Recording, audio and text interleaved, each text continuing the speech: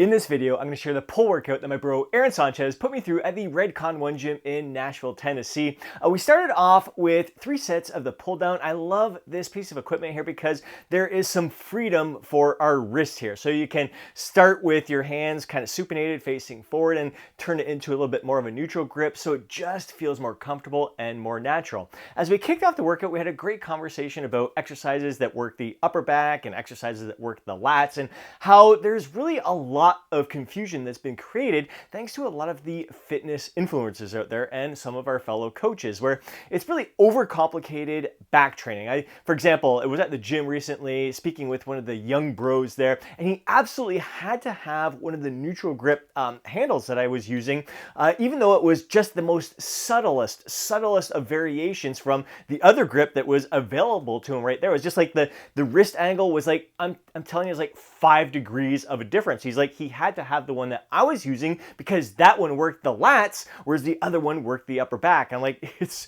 whatever you are watching on Instagram or YouTube or whatever it is, it's really overcomplicating the process for you. And I find for myself personally, I just like to incorporate a variety of exercises throughout the year, different pull down variations, different rowing variations to make sure that I am stimulating all the muscle fibers that I possibly can within my body there. Rather than trying to hit them all one single workout, I just incorporate a variety of them throughout the year. So this was a great way to start. We hit 3 sets here. We're really not aiming for a specific rep range. For myself personally, I find anywhere in the 6 to 12 rep range suits me best.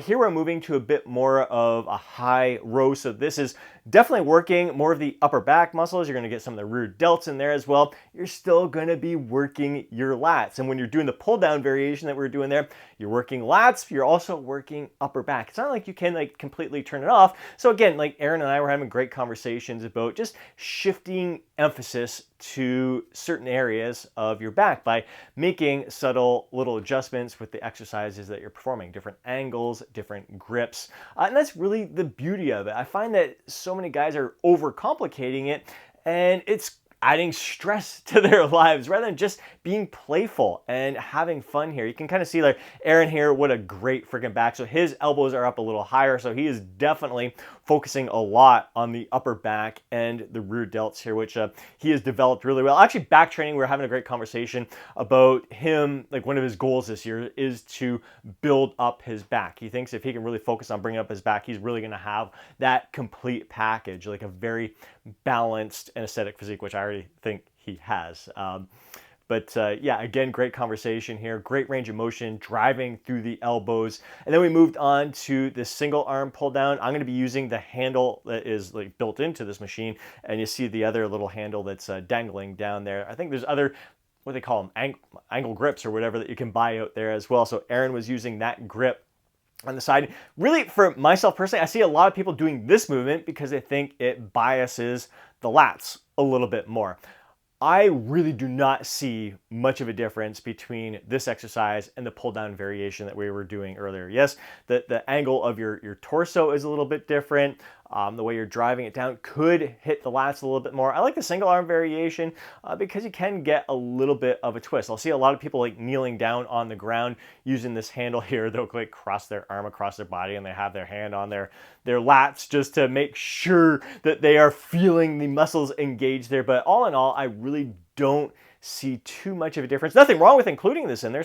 It's like doing a seated row and then doing a dumbbell row instead. So you're making sure that you're getting different muscle fibers. You're hitting all the muscle fibers possible. Then we moved on to working the spinal erectors there. So our lower back. And this is something that I've began including a little bit more of through 2023. I'm definitely going to be incorporating it more often in 2024 here.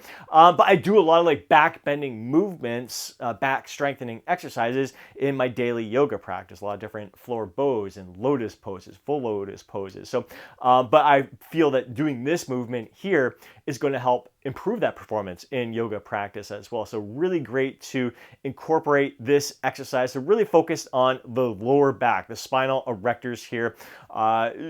Initially, like Aaron started using like the 45-degree bench, which I like to use for glutes and hamstrings. Here you could get the glutes and hamstrings involved a bit. Great exercise to do the glute ham raise, but really we're focusing on the lower back here if you need a little extra resistance. You can hold on to a weight plate, but really I just prefer to kind of use my own body weight, which I find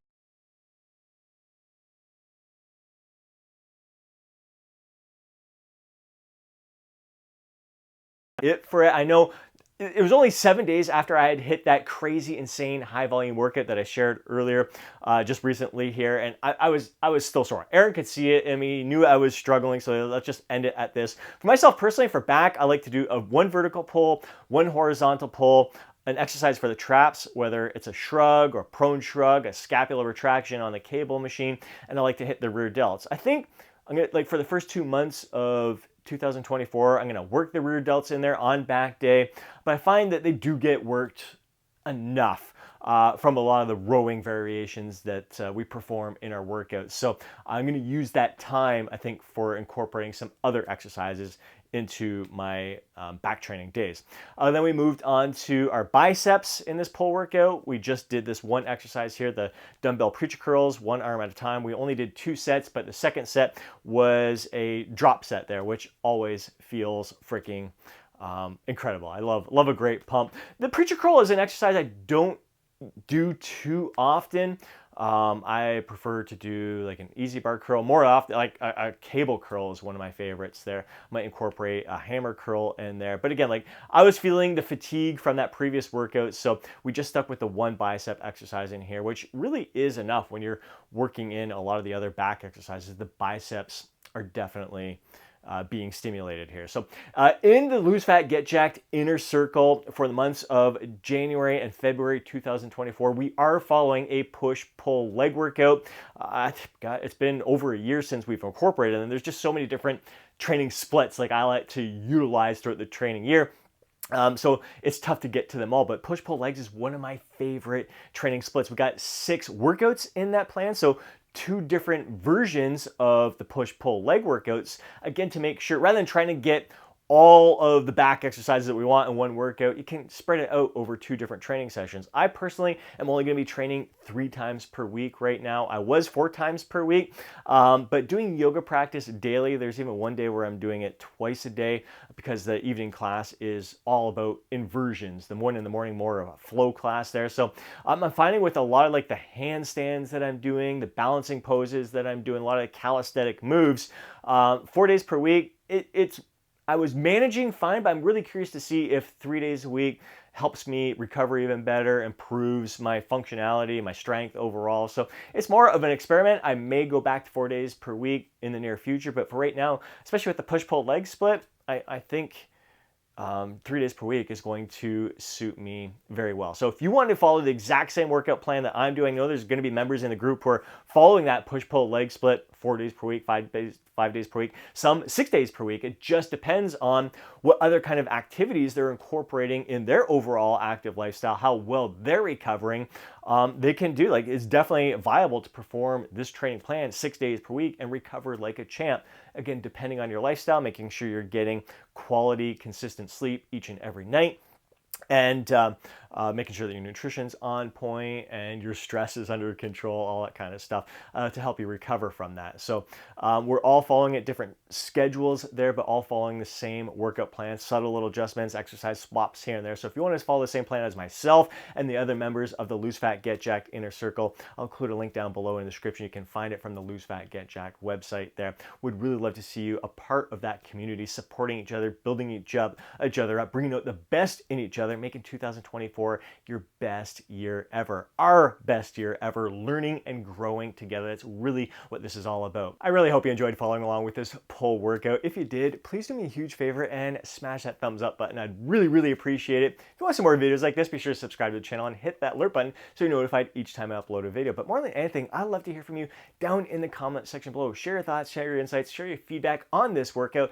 if it's similar to what you do or if yours is any different. I'd love to hear what a pull workout looks like for you. If you know a fellow bro who would benefit from watching today's video, please do me a favor and share it with them. And before you go, don't forget to download your free guide, Lose Fat, Get Jacked. I'll include a link down below in the description. Again, really help you, provide you with the blueprint to build your best body ever in 2024. Have yourself an amazing day. I'll catch you in the next video.